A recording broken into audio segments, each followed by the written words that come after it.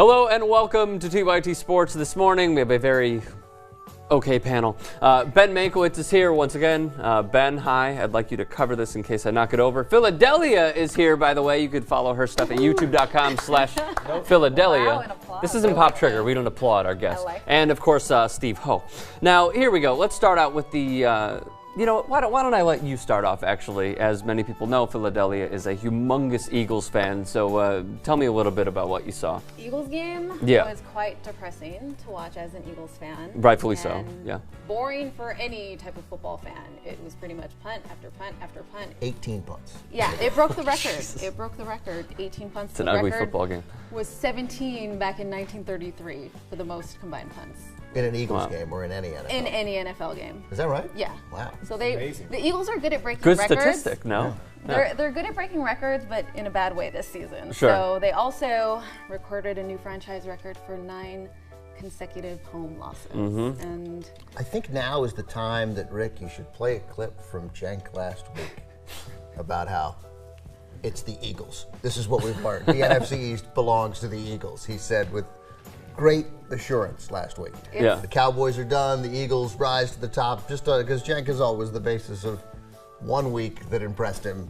Well, and he made that for call. Cenk's reference, can we just pull up the graphic of the NFC East very quickly? And how bad did Nick Foles look? I mean, we talk about how bad he was, but seeing he it looked firsthand. horrible, especially coming off of that win versus Tampa Bay where he was But accurate. it was Tampa Bay. Yeah, but Tampa Bay has I'd say a good defense They had compared one, to the but Cowboys. They also have a dumb coach, so That's throw that okay, into the coaching, equation as all well. right. Just real quick, Tampa Bay's defense, because I had them in fantasy league. Yes.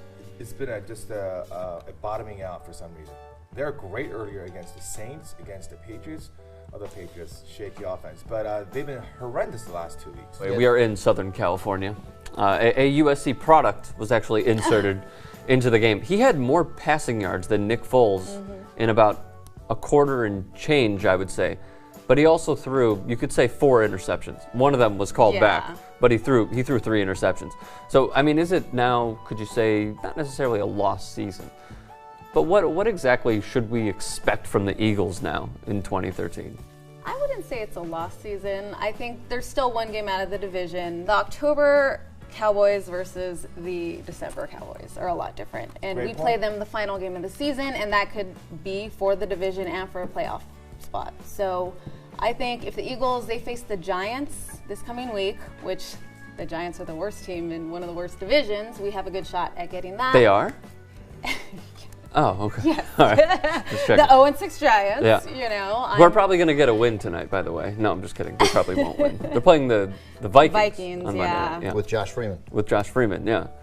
I think that there's I think that almost every game in that division is going to be a crapshoot. I think we should acknowledge that the Cowboys damn near beat the Broncos, then beat the Redskins solidly, beat the Eagles. The Washington solidly. football team, you mean? Right, the Washington football team. Yeah. Right now, there's no question who the best team in that division is. It's painful to say, but right now there seems little doubt. But as you say, they're only a game out, and next week Mike Vick looks like he's going to play. Yes. He's not fully healthy, but he's going to play.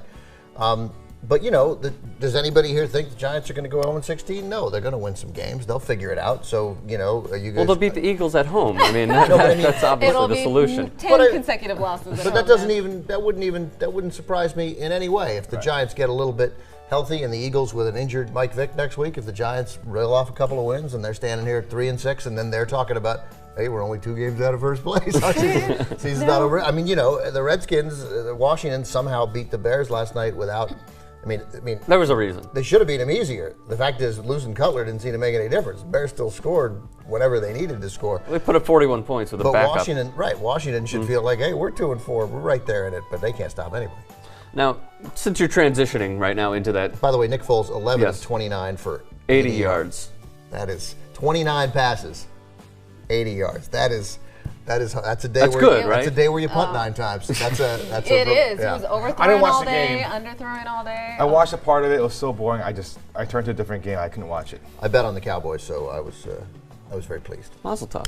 I'm glad I didn't make any bets this week. No, that's probably a good idea, especially with the Eagles.